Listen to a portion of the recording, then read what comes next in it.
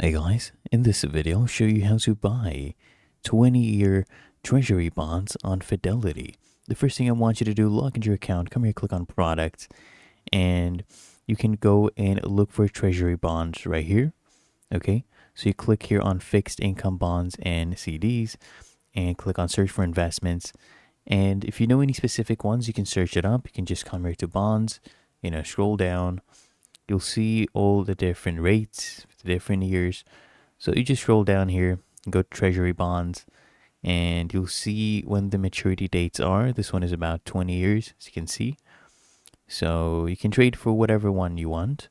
And let's say you want this one, right? You just come here and hit buy, select your account that you want to buy, from the cash, and choose your quantity. If you want it to auto roll as well, you can select that as well, yes or no.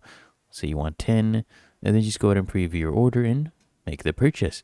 Really that easy. If you found this helpful, make sure you smash the like button, subscribe to App Mentor.